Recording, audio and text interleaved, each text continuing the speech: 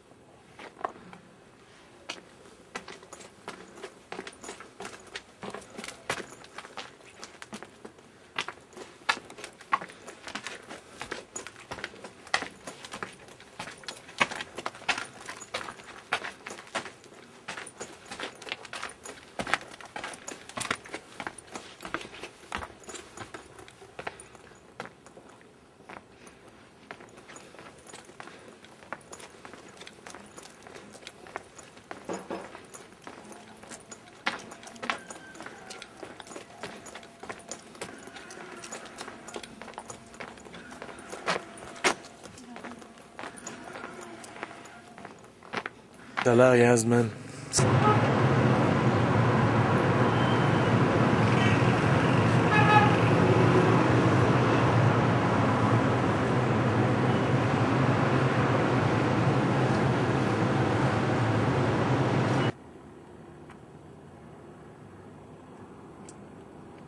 What's up, guys? Fait que là, on est toujours à Yazd. Puis on est rendu en périphérie en fait. On est comme à 7 km environ, petite marche, 1 heure et demie. Puis ce que vous voyez derrière moi en fait, c'est vieux de plus de 1500 ans, peut-être même plus.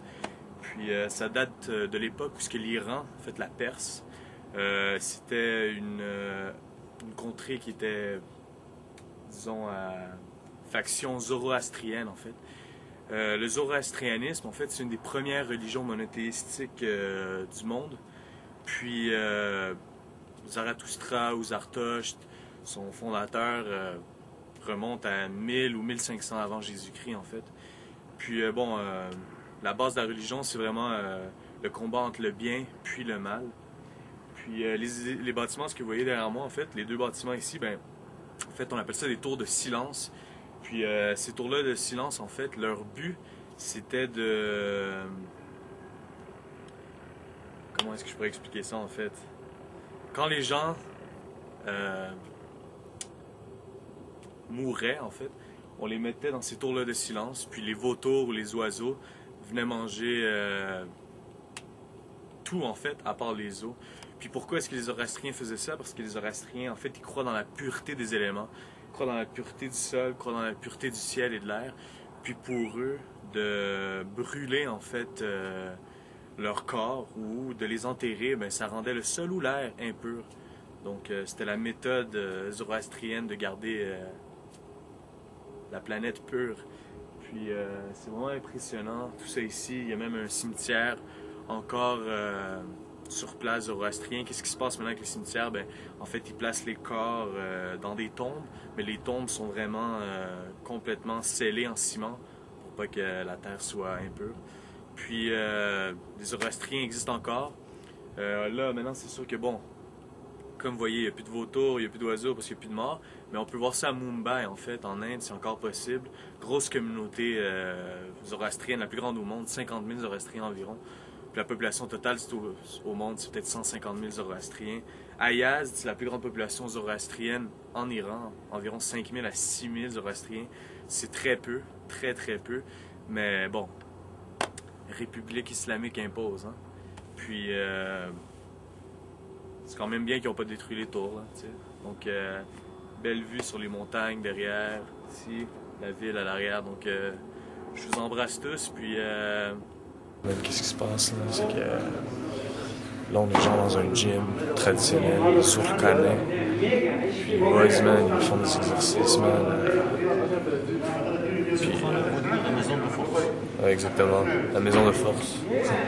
Puis, vous allez voir, man, c'est vraiment traditionnel. Là. Je chante en même temps.